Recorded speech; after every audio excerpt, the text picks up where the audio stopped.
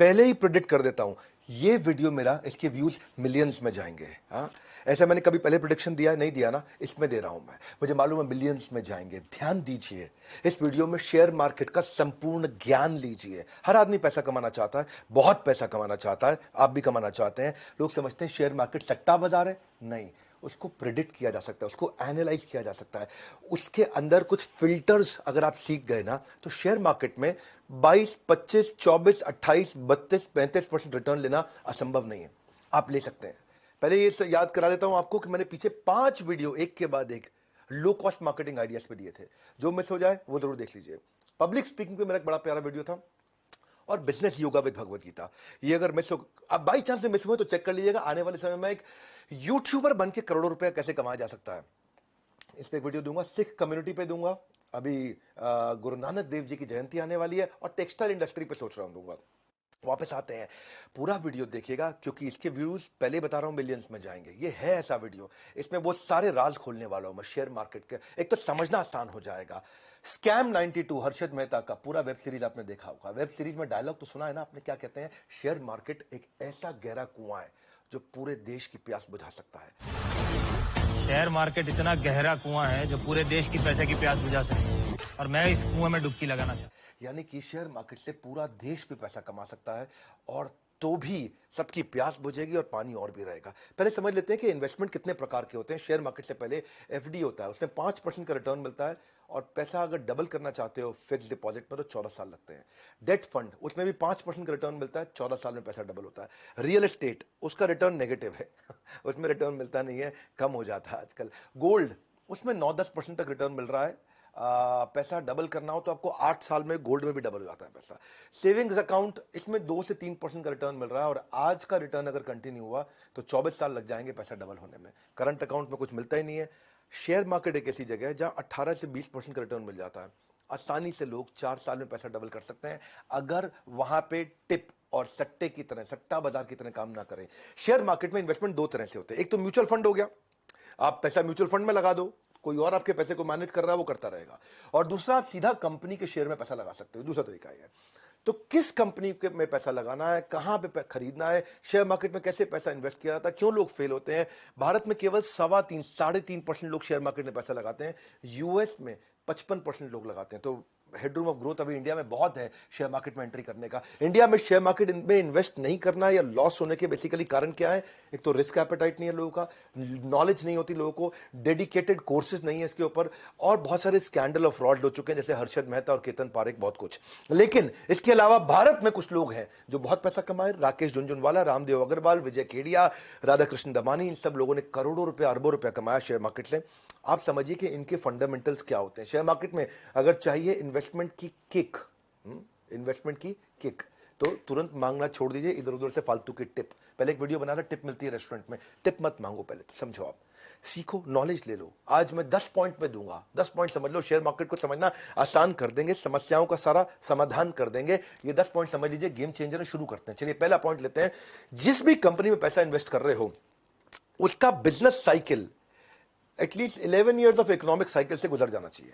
क्या मतलब हुआ? कि बिजनेस साइकिल, इकोनॉमिक साइकिल, यानी कि 11 साल कम से कम पुरानी कंपनी हो, जिसमें कई बार अपटर्न डाउनटर्न सब आते हैं, और वो उसको देख सका है, वो पूरा उसको महसूस कर सके कि डाउनटर्न में सस्टेन कर जाए, चलती रहे मंदी में भी, और अपटर्न को राइड कर जाए, ऊपर बढ़ जाए। तो यानी कि कंपनी 11 साल पुरानी हो भैया, साधारण बात है। ऐसा नहीं कि अभी किसी आई गई कंपनी में अभी आई उसमें इन्वेस्ट कर दिया। कंपनी ने मंदी के दौर को कैसे झेला है, ये महत्वपूर्ण है। जितनी पुरानी कंपनी होगी उतना ट्रैक आपके सामने होगा विजिबल कि ये कैसे आगे बढ़ी है। 11 साल की अगर ऑपरेटिंग हिस्ट्री देख ली, या 11 साल से ज्यादा की ऑपरेटिंग हिस्ट्री को एनालाइज कर दिया, थोड़ा कॉन्फिडेंस और अंडरस्टैंडिंग आ जाएगा। जैसे आइशर मोटर है, 73 साल पुरानी कंपनी है, सिद्धार्थ लाल उसके सीईओ हैं। अप्रैल 2011 में 135 रुपए का स्टॉक प्राइस था उसका, जो शेयर का प्राइस था 135। 2014 में 600 का था, 2017 में 2600 का था। ये कंटिन्यूसली बढ़ा है। 6 साल में 50% का इसने एवरेज रिटर्न दिया, यानी कि 1.5 साल में ये पैसा डबल करके दिया। आपके पास ट्रैक रिकॉर्ड था इसका। ब्रिटानिया इंडस्ट्री का ट्रैक रिकॉर्ड है, 129 साल पुरानी कंपनी है ब्रिटानिया, और वरुण बेरी उसके मैनेजिंग डायरेक्टर हैं। 2011 में 200 का प्राइस था, 14 में 450 था, 2017 में 1800 था, 2021 में 3400 रुपए हो गया। शेयर प्राइस लगातार बढ़ा है। उसके पास ट्रैक रिकॉर्ड है आपके पास 10 साल का, 28% का एवरेज रिटर्न। अगर 10 साल देखूंगा, 28% का एवरेज रिटर्न दिया इसने। अगर 28% का एवरेज रिटर्न है तो इसका मतलब पैसा आपका 2.5 साल में डबल करके दिया ब्रिटानिया ने। तो ट्रैक रिकॉर्ड है, ट्रैक रिकॉर्ड चेक करना आना चाहिए। पहले एचडीएफसी बैंक है, अभी अतानु चक्रवर्ती है, इससे पहले आदित्य पुरी थे, 1994 से चल रही 27 साल पुरानी कंपनी है और 250 से 2021 तक, 2011 से 2021 तक 1500 का शेयर इसका प्राइस हो गया है। आज भाव 1500 का, इसका 250 का ट्रैक रिकॉर्ड मिल रहा है कि 250 से 375 गया, फिर 780 गया, फिर 1500 गया। इसका जो कैगर है, कंपाउंडेड एनुअल ग्रोथ रेट है, आप अगर 10 साल का चेक करोगे तो एवरेज 18% का रिटर्न दिया है। 18% का रिटर्न, स्टेबल कंपनी है, अच्छी चल रही है, पुरानी है, ये पहला पैरामीटर मैंने आपको दिया है।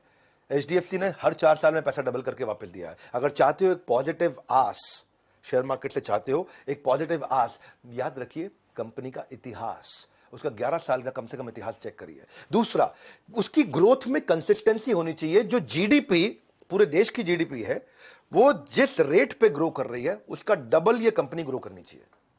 जीडीपी का मतलब क्या हुआ, पहले जीडीपी को समझते। जीडीपी का मतलब जो भी पूरे देश में प्रोडक्ट है और सर्विस है, पूरे देश में जो भी मिला के बिका, जो भी कुछ बेचा गया है, उस सबका सम टोटल हो जाता है हमारी जीडीपी, ऐसे समझ लेते हैं, ग्रॉस डोमेस्टिक प्रोडक्ट। हाँ, पूरा देश समझो कि एक साल में कितनी सेल कर रहा है। अब समझो पूरा देश एक साल में जो सेल कर रहा है वो 5% बढ़ रही है, तो इस कंपनी जिसमें आप इन्वेस्ट कर रहे हो वो 10% बढ़नी चाहिए। सिंपल हो गया जी। क्योंकि ऐसा नहीं मैं चाहता कि जो पूरा देश जिस मात्रा में ग्रो कर रहा है उसी मात्रा में कंपनी भी ग्रो कर रही है, तो कंपनी ने कुछ खास नहीं किया। देश जितना ग्रो कर रहा है कंपनी उससे डबल ग्रो करनी चाहिए। तो ये हो गया रूल नंबर 2 मेरा। हाँ, यानी कि देश 5% ग्रो कर रहा है तो कंपनी 10% ग्रो करनी चाहिए। देश 7.5% ग्रो कर रहा है तो कंपनी 15% ग्रो करनी चाहिए। कम से कम 20 कर रही है, 30 कर रही है और अच्छी बात है। ग्रोथ ट्रैजेक्टरी को एनालाइज करो, एनुअल एवरेज रिटर्न कितना दिया, उससे प्रेडिक्टेबिलिटी आ जाएगी। जैसे रैडिको खैतान है, रैडिको खैतान ललित खैतान की कंपनी है और ये जीडीपी 7% ग्रो करता रहा, इनकी कंपनी 18% ग्रो करती रही है। हाँ, इनका 2017 में 130 का भाव था, आज 600 का भाव है। 4 साल में लगभग 40% का रिटर्न उन्होंने एवरेज रिटर्न दिया है। पैसे को 2 साल में डबल कर पा रहे हैं ये। अगर पैसे को 2 साल में डबल कर पा रहे हैं रैडिको खैतान, तो बहुत बढ़िया है। समझ में आ रहा है आपको। Jubilant food work, Domino's pizza जिसका आता है, हरी भारतीय, श्याम भारतीय, ये हिंदुस्तान टाइम्स वालों का है ग्रुप कंपनी। जीडीपी 7% ग्रो कर रहा था, इनकी कंपनी 17% ग्रो कर रही थी। 550 का भाव था इनका 2017 में, फिर 1600 हुआ, अभी 3000 चल रहा है इस समय। 3000 के भाव को पार कर गया 2021 में। ये 4 साल में 43% का रिटर्न दिया, यानी कि लगभग 1.5 साल में पैसा डबल कर देती है कंपनी। ये कैसे है, इसके पीछे फैक्टर क्या था? देश की ग्रोथ रेट नहीं, कंपनी की ग्रोथ रेट देश की ग्रोथ रेट से काफी आगे हो। साधारण भाषा में समझा रहा हूं आपको। अगर डिटेल में इसको समझना चाहते हो तो भाई मेरे एक लीडरशिप फनल के पार्टिसिपेंट भी हैं, मैं आपके बारे में उसके बारे में बताऊंगा आपको। रविंद्र भारती हैं, ये भी शेयर मार्केट में अच्छा काम करते हैं और इनको मैंने बहुत सालों से ट्रेन कर रहा हूं। ये मेरे लीडरशिप फनल में भी आए, एवरीथिंग अबाउट एंटरप्रेन्योरशिप में भी आए, अभी ये बीसीपी भी अटेंड कर रहे हैं, बिजनेस कोचिंग प्रोग्राम। इनके यूट्यूब चैनल है, उसके बारे में आपको थोड़ी देर में बताता हूं। वहां पे आप डिटेल में अटेंड करिएगा, लेकिन आज आपको लंबा ऐसा वीडियो देने वाला हूं कि जब मैं दे रहा हूं तो उसमें क्रेडिबिलिटी है। विवेक बिंद्रा देंगे ना तो ऐसा कोई गड़बड़ नहीं, गैस नहीं। आइए शेयर मार्केट के लिए तीसरी स्ट्रैटेजी समझते हैं। Leadership is directly proportionate to longevity. Longevity का मतलब क्या है? लंबी टिकेगी कि नहीं, रुकेगी नहीं कि नहीं, ये लीडरशिप पे भी डिपेंड करता है कि कंपनी की लीडरशिप कौन है, मैनेजमेंट कौन है, उसको ड्राइव कौन कर रहा है। ऐसे नहीं कि मतलब सिर्फ बस आईएम का ठप्पा लगाए, सीईओ है तो चला जाएगा। ना ना ना, लीडरशिप को समझो कि क्वालिटी मैनेजमेंट होगी तो क्वालिटी प्रोडक्ट आएगा, कस्टमर सर्विस अच्छी होगी, ऑपरेशन डिस्ट्रीब्यूशन सब अच्छा होगा। हर्षद मेहता के स्कैम में आपने क्या देखा? एसीसी की सीमेंट में लीडरशिप वही थी, मार्केट में कुछ भी हलचल नहीं हुई, कुछ भी चेंज नहीं हुआ। 200 रुपए का भाव बढ़ाते बढ़ाते बढ़ाते 200 से 9000 रुपए ले गए और ना कंपनी में कोई ऐसी कोई खास ट्रेंड थी, ना फंडामेंटल चेंज हुआ था, ना लीडरशिप चेंज हुई थी, ना टॉप लाइन बढ़ी थी, ना बॉटम लाइन बढ़ा था।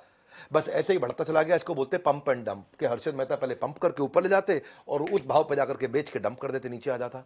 इसलिए बहुत लोग बर्बाद हुए थे, क्योंकि फंडामेंटल नहीं सीखे उन्होंने।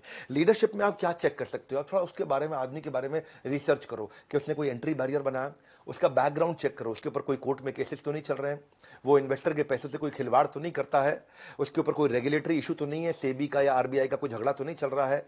तीसरा, उसकी आप मैनेजमेंट की फोरकास्ट देखो कि वो क्या फोरकास्ट कर रहा है, कहां पहुंचेगा, उसके फ्यूचर प्लान्स क्या है। चौथा, आप देखो कि वो रेम्यूनरेशन सीनियर मैनेजमेंट को जो, अच्छा दूसरों के रेम्यूनरेशन से पहले उसकी खुद की चेक करो।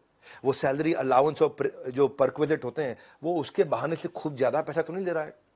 ऐसा तो नहीं कि प्रॉफिट मिल नहीं रहा है शेयर होल्डर को और वो अपनी तनख्वाह के नाम पे और अपनी अलाउंस के नाम पे बहुत मोटा पैसा निकाल के लेके जा रहा है, हर साल बढ़ा रहा है, हर साल बढ़ा रहा है।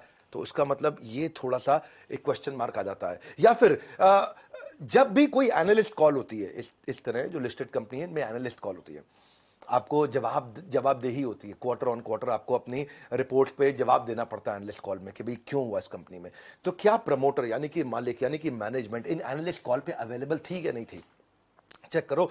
वो हर बार कंटिन्यूसली रेगुलरली जवाब देने को तैयार है, तो इससे पता चलता है कि सिंसियर भी है, सीरियस भी है, हर क्वेरी को आंसर करेंगे।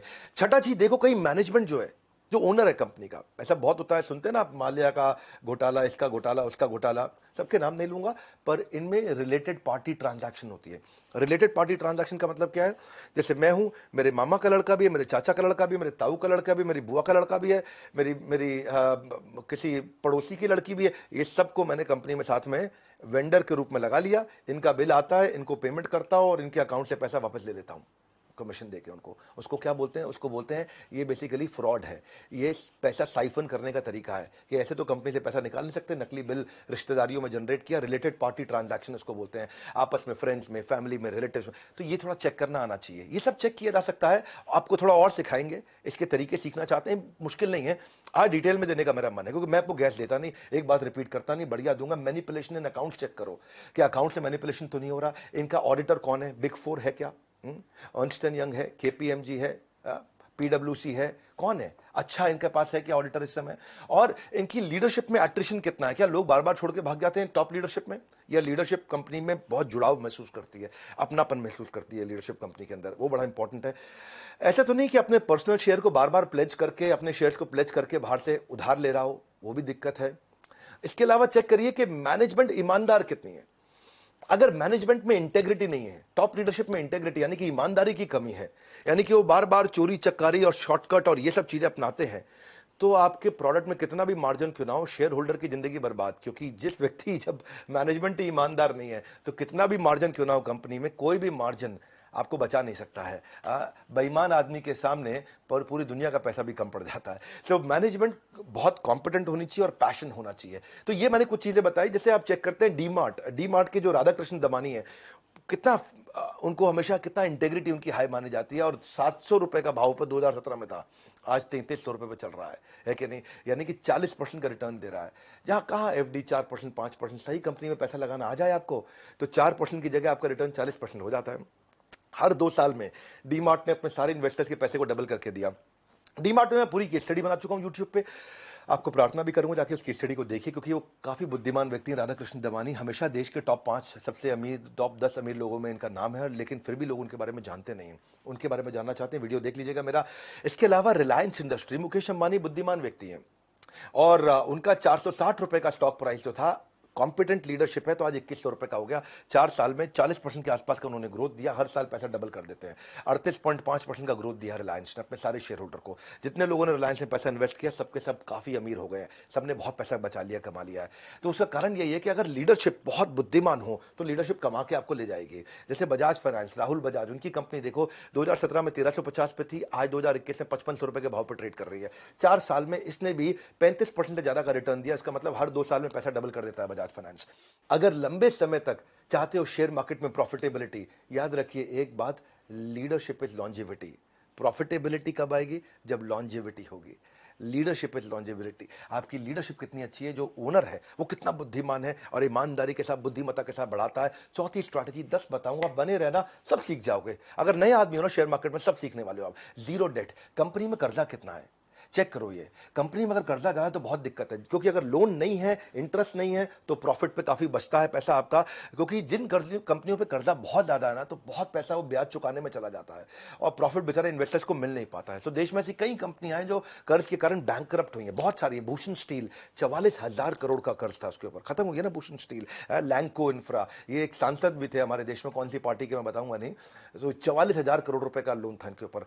एसआर स्टील, जो शशि रुइया, रवि रुइया, एक समय में भारत के 10 सबसे अमीर लोगों में इनका नाम था, 37,000 करोड़ का कर्जा। आलोक इंडस्ट्री, एमटेक ऑटो, मोनेट इस्पात, जेपी इंफ्रा, ये सब लोगों का 10-10, 15-15, 20-20 हजार करोड़ रुपए का कर्जा, और कंपनी खत्म हो गई है। क्यों?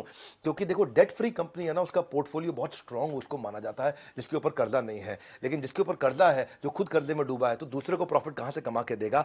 मनी कंट्रोल की वेबसाइट पर जाइए, सर्च बार में डालिएगा मनी कंट्रोल। आप सब जानते हैं मनी कंट्रोल तो वो शेयर मार्केट में इन्वेस्ट करने वालों का मक्का मदीना माना जाता है। तो आप वहां जाइए, वहां जाकर के चेक करिए कि अपने स्टॉक से डिटेल सारी चीज़ों को जरूर चेक करिए। वहाँ पे जो फाइनेंशियल एक ऑप्शन आएगा, फाइनेंशियल ऑप्शन पे क्लिक कर लीजिएगा। उसके बाद वहाँ बैलेंस शीट का ऑप्शन आएगा, वहाँ जाकर के आप डेट चेक कर सकते हो कि डेट है कि नहीं है। यहाँ पे आप non current liability, current liability और लॉन्ग टर्म बोरोइंग जाकर के शॉर्ट टर्म बोरोइंग चेक कर सकते हो। लॉन्ग टर्म बोरोइंग और शॉर्ट टर्म बोरोइंग वही होता है टोटल डेट। अगर कर्जा है तो हमेशा दिक्कत रहेगी। टाटा कंसल्टेंसी सर्विस ऐसी कंपनी है जिसपे 1 रुपए का भी कर्जा नहीं है। ऐसे वैसे बहुत सारी हैं, जैसे डीविस लेबोरेटरी, ये डीविस बहुत अच्छा चली थी। 2017 में 650 रुपए का भाव था, आज 41 रुपए के भाव पे चल रहा है 2021 में। 1 रुपए का कर्जा नहीं है, डेट टू इक्विटी रेशियो 0 है। इसको बोलते हैं डेट टू इक्विटी रेशियो, ये चेक कर लो। 4 साल में ये डीविस लेबोरेटरी ने लगभग 47% का रिटर्न दिया है। इसने 47% का एवरेज रिटर्न दिया, सालाना रिटर्न। आप समझ लो कि पैसे 1.5 साल में पैसे डबल कर देता है डीविस। तो क्यों किया, उसका एक कारण क्या बताया आपको, इसके ऊपर कोई कर्जा नहीं है। कर्जा ना होने का बड़ा बेनिफिट मिलता है, क्योंकि जो खर्चा होता है ना, एनी एक्सपेंस जो कि बिजनेस को रन करने की जो कॉस्ट होती है उसको रिड्यूस कर सकते हैं, पर कर्जे को, खर्चे को रिड्यूस कर सकते हैं, कर्जे को रिड्यूस नहीं करते हैं। कर्जे को पे करते हैं, रिड्यूस नहीं करते हैं। खर्चे को रिड्यूस करते हैं। हो सकता है अगर मेरा आज खर्चा है कि भाई मेरी इतने सारे प्लांट चल रही हैं, इतनी फैक्ट्रियां चल रही हैं, इतनी मैन पावर है, इतना सामान मैं इंपोर्ट कर रहा हूं, प्रोड्यूस कर रहा हूं, मैं खर्चे को घटा सकता हूं, कर्जे को नहीं घटा सकता हूं। कर्जा पे करना पड़ता है, आदमी फंस जाता है। तो इसलिए टाटा कंसल्टेंसी सर्विस जो मैंने आपको बताया, डेट टू इक्विटी रेशियो, यानी कि इक्विटी तो है, शेयर होल्डर्स का पैसा है, लेकिन कर्जदार नहीं है कंपनी। 1100 के भाव पे थी या 3300 के भाव पे है। टीसीएस आप जानते हैं उसका मार्केट कैप कितना बड़ा है, 27% का रिटर्न दिया उसने। हर 2.5 साल में पैसा डबल करके अपने सारे इन्वेस्टर्स को दिया। वर्लपूल ने भी हर 4 साल में पैसा डबल करके दिया है। 1 रुपए का कर्जा नहीं है वर्लपूल पे। 1200 के भाव पे था 2017 में, और आज देख रहा हूं 2021 में 2300 के भाव पे चल रहा है। 4 साल, 4.5 साल में पैसा डबल किया। शेयर मार्केट में पैसा लगाते वक्त यह नियम जरूर बनाएं कि कर्ज में डूबी कंपनी पर भूल के पैसा ना लगाएं। अगर डिटेल्स में इसके बारे में समझना चाहते हो तो मैं बताता हूं आपको। रविंद्र भारती, ये मेरे पार्टिसिपेंट है, मैं इनके यूट्यूब चैनल के बारे में बता रहा हूं आज आपको। मैं नहीं कह रहा हूं किसी का कोर्स खरीदो, कुछ भी करो।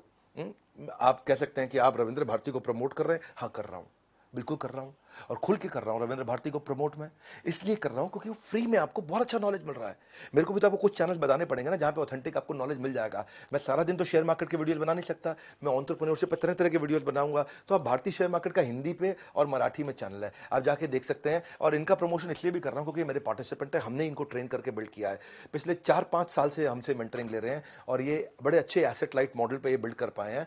सो इसीलिए चलो 5वीं स्ट्रैटेजी पे आते हैं। पहले प्रमोटर जिस कंपनी में पैसा लगा रहे हैं उसके मालिक का 51% खुद का शेयर होल्डिंग होना चाहिए। Promoter should have higher stake in the company, at least 51% होना चाहिए, यानी कि उसके पास में पावर्स और राइट्स होने चाहिए जो कंपनी का मालिक है। ऐसा ना हो कि कंपनी के मालिक ने अपनी सारे शेयर बाजार में बांट दिए, अब उसका कंपनी में कोई हक ही नहीं रह गया। तो जिसने विजन बनाया था, जो ओनर था, जो जान लगा रहा था, अब उसकी जान लगाने का मोटिवेशन ही खत्म हो गया ना मेरे भाई। वो क्यों जान लगाएगा, है कि नहीं? आदमी तभी जान लगाता है ना जब उसका क्या है, ओनरशिप है। ओनरशिप, ओनर ही जान लगाता है कि नहीं? सर्वेंट नहीं उतनी जान लगाता जितनी ओनर जान लगाता है।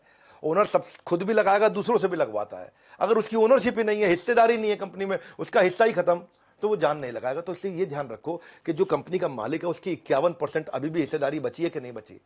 ये ऐसा तो नहीं कि शेयर बांटता रहा, पैसे इकट्ठे करता रहा, पैसे लिए खुद गायब हो गया, जो कि कंपनी में उसकी हिस्सेदारी है नहीं। कंपनी तो पब्लिक की हो गई, अब पब्लिक खुद ही चला ले कंपनी। यही दिक्कत आती है। साधारण भाषा में समझा रहा हूं आपको मैं, हाँ, कि प्रमोटर कंपनी पे तभी फोकस करेगा, उसके हर एक्टिविटी पे ध्यान देगा, रिव्यूज पे ध्यान देगा, अपने विजन को ड्राइव करेगा। 51% होने से वो दूर की सोचता है, इन्वॉल्व रहता है। 7 घोड़े अलग अलग दिशाओं में जाएंगे तो पूरा रथ उलट जाएगा, लेकिन वो एक डिसीजन देके सारे घोड़ों को एक ही दिशा में चला पाता है, डिसीजन मेकिंग लेता है। यूजुअली इन्वेस्टर कंफर्टेबल होते हैं अगर प्रमोटर का 50% हो, लेकिन ये रूल नहीं है। अगर और ज्यादा हो तो और भी अच्छी बात है। और कभी कभार प्रमोटर अगर बाजार से अपने शेयर वापस खरीद रहा है, और अच्छा साइन है कि वो कह रहा है मेरी शेयर होल्डिंग आज 45% है, मुझे 60 करनी है, बाजार से खुद ही ले लेता है। इसका मतलब क्या, उसको पता है कि कंपनी आगे बढ़ने वाली है। इसका मतलब वो जानता है, अंदर की बात उसको मालूम है कि आज वो 45% पे है, मैं कंपनी के 60% ले लेता हूं, इसका भाव आगे चल के बढ़ेगा, उसको पहले से ही है। तो ये भी एक अच्छा साइन होता है। पीडीलाइट इंडस्ट्री देखो, भरतपुरी की, जो फेविकॉल वगैरह बनाते हैं, कहा पूरा मार्केट शेयर इन्हीं का तो है। हाँ, फेविकॉल का कौन है कंपटीशन? फेविकॉल के आपको नाम याद करना मुश्किल होगा। आज भी भरतपुरी के 70% कंपनी की मालिकाना खुद का है, उसका सारा शेयर उसने बेटे बात, ऐसा नहीं है कि मतलब बंदर बाट की तरह खत्म कर दिए हों। और उसका जो कंपाउंडेड एनुअल ग्रोथ रेट दिया उसने 10 साल में, वो 25% का दिया, यानी कि हर 3 साल में पैसा डबल करके दिया अपने हर इन्वेस्टर को। जिसने जिसने पीडीलाइट का फेविकॉल का शेयर लिया था, हर 3 साल में अपने पैसे को डबल किया। पैसा डबल करना एक अच्छा मैं उसको मान रहा हूं, एक ऐसा फैक्टर मान रहा हूं जिससे आपको बात आसानी से समझ में आ जाए। पैसा डबल किया, कितने साल में डबल किया?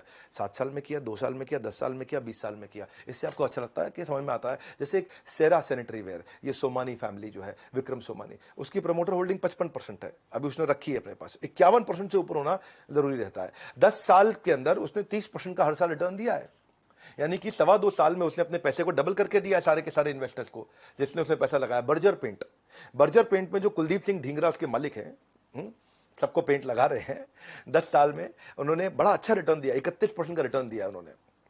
हर 2.25 साल में पैसा डबल किया है। उनकी 75% होल्डिंग खुद के पास है, यानी कि अभी मालिक है वो कंपनी के, 75% शेयर अभी उन्हीं के पास है।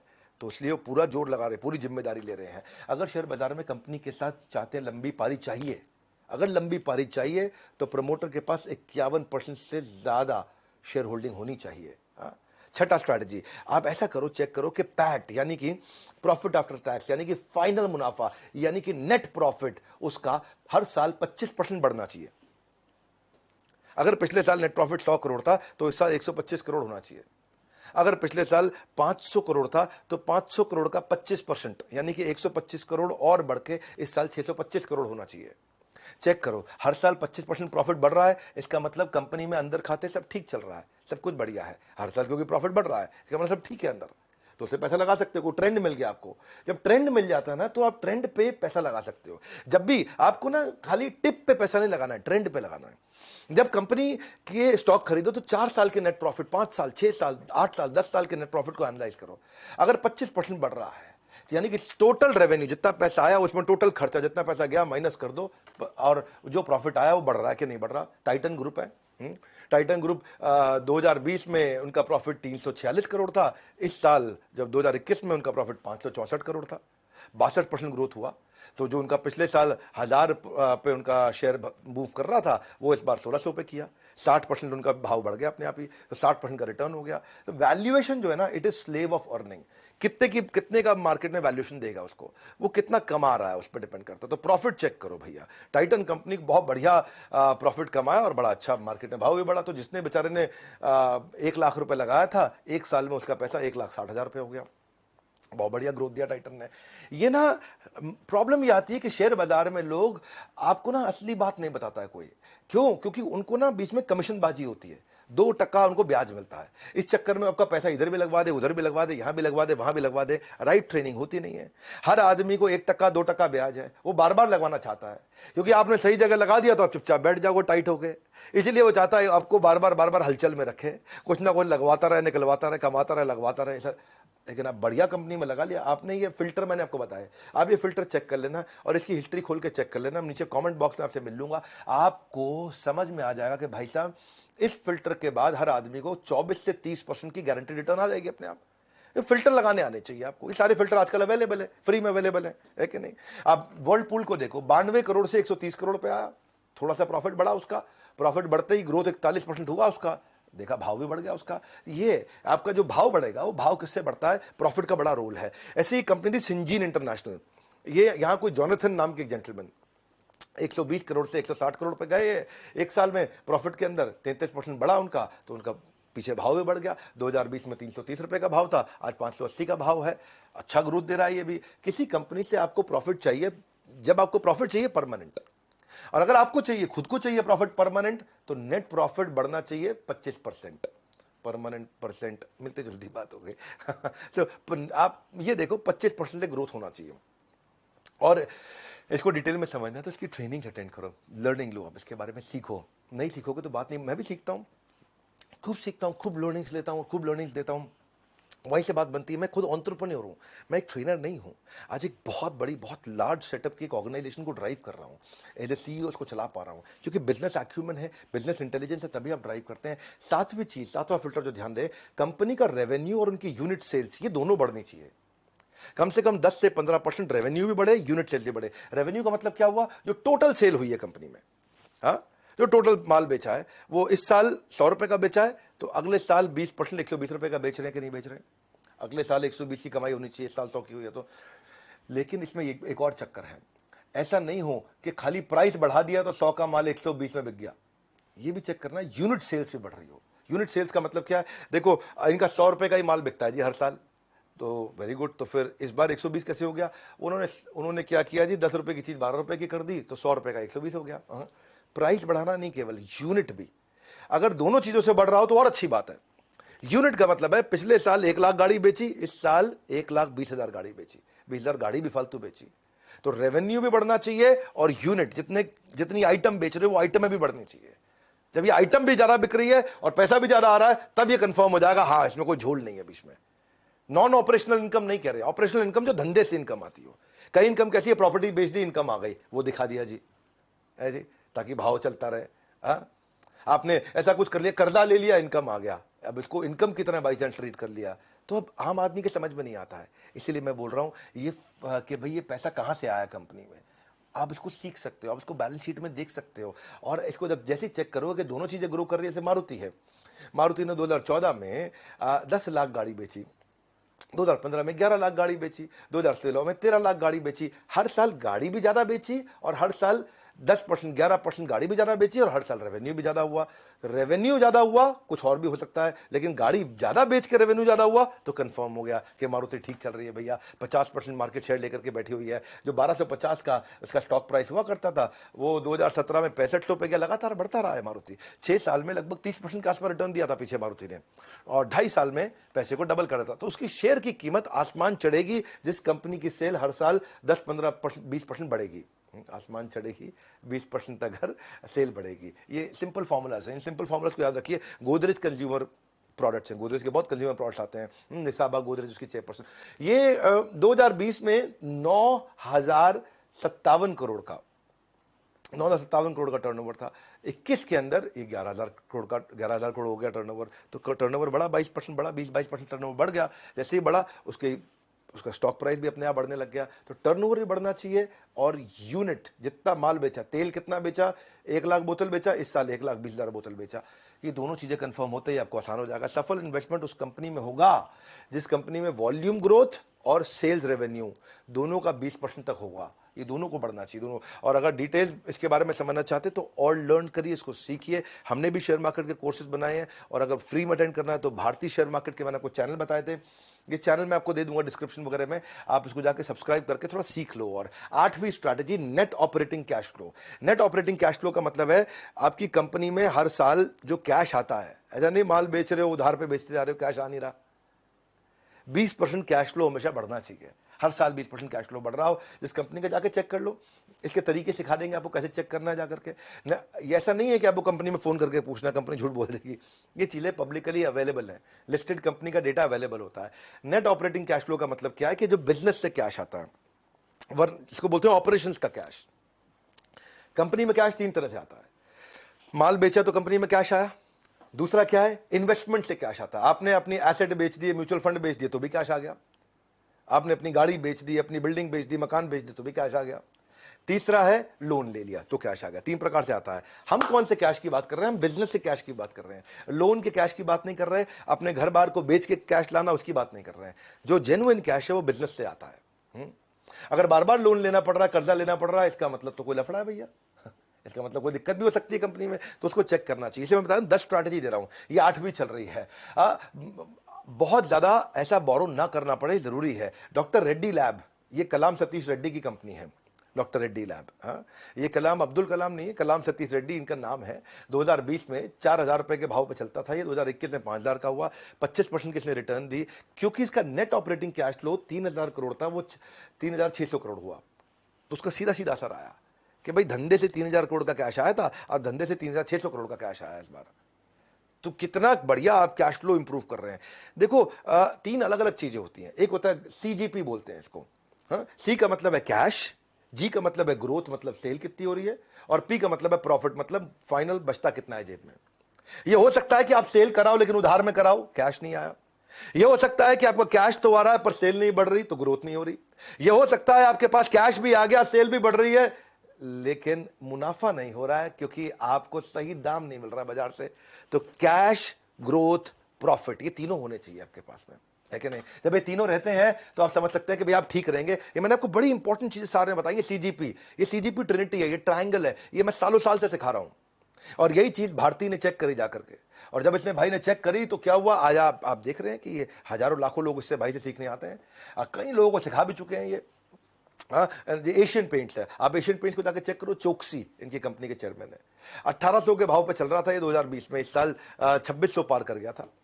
1800 से 2600, 44% का रिटर्न हो गया, क्योंकि पहले 3000 करोड़ का इनका ऑपरेटिंग कैश फ्लो था, इस साल 3700 करोड़ का ऑपरेटिंग कैश फ्लो हो गया। Operating cash flow, operating cash flow का मतलब है एक साल में कितना कैश गया, एक साल में कितना कैश आया। तो यानी कि 3700 करोड़ का कैश आया इनके पास एक साल में। तो ये जो पैसा होता है ये धंधे में इस्तेमाल कर सकते हैं। नौवीं चीज, नौवां फिल्टर है रिटर्न ऑन कैपिटल एम्प्लॉयड। ये भी आपको वेबसाइट से मिल जाएगा, आप रिटर्न ऑन कैपिटल एम्प्लॉयड को चेक करो, 20% से ज्यादा होनी चाहिए। ये सुनने में मुश्किल लग रहा होगा आपको, रिटर्न ऑन इन्वेस्टमेंट तो सुना था, return on capital employed easy कर देता हूं। मेरे चैनल पे आए हो आप, कुछ मुश्किल नहीं छोड़ूंगा। रिटर्न ऑन कैपिटल एम्प्लॉयड का मतलब है कैपिटल। कैपिटल क्या होता है? टोटल कैपिटल, ये कर्जे से लिया हुआ पैसा और जो मेरे शेयर होल्डर है उनसे लिया हुआ पैसा, इन सबको जब जोड़ लेते हैं उसको बोलते हैं कैपिटल। और इस कैपिटल को लगा के एक साल धंधा किया, समझो 100 रुपए की मेरी कैपिटल हो गई, 50 रुपए मैंने कर्जे से लिया, 50 रुपया हम सब कंपनी के ओनर्स का है, तो हमने मिला के 100 रुपए से धंधा किया। 100 रुपए से धंधा करके अब मैंने इस पे 20 रुपए का प्रॉफिट कर लिया, इसको बोल दिया कि 20% रिटर्न ऑन कैपिटल एम्प्लॉयड। ये 20 रुपए से ज्यादा होना चाहिए हर साल। मेन मुद्दा ये है कि कर्जे का पैसा हो या शेयर होल्डर का पैसा हो, दोनों के पैसे को जोड़ लो। दोनों के पैसे को जोड़ के अगर वो 1 लाख रुपए है हमारे पास, तो 1 लाख पे 20,000 रुपया ऊपर से फाइनल मुनाफा साल के एंड में होना जरूरी है। अगर इतना भी नहीं हो रहा है तो इसका मतलब क्या हुआ, ये कर्जे के पैसा और इन्वेस्टर के पैसे के साथ खिलवाड़ कर रहा है, उसका सही इस्तेमाल नहीं कर पा रहा। तो रिटर्न ऑन कैपिटल एम्प्लॉयड इसका कम आ रहा है। रिटर्न ऑन कैपिटल एम्प्लॉयड का मतलब है प्रॉफिट को डिवाइड कर दो इक्विटी से और लॉन्ग टर्म डेट से, इन दोनों से मिलकर जब डिवाइड करोगे, मैंने साधारण भाषा में समझाया है, फॉर्मूला में अभी मत घुसिए, जब धीरे धीरे और सीखते जाएंगे चीज समझ में आएंगी। अभी स्टेप बाय स्टेप समझाना चाहता हूं। नेस्ले कंपनी देखो, अब सुरेश नारायण इसके चेयरमैन है कंपनी के, इंडिया में 139% रिटर्न ऑन कैपिटल एम्प्लॉयड दिया इसने।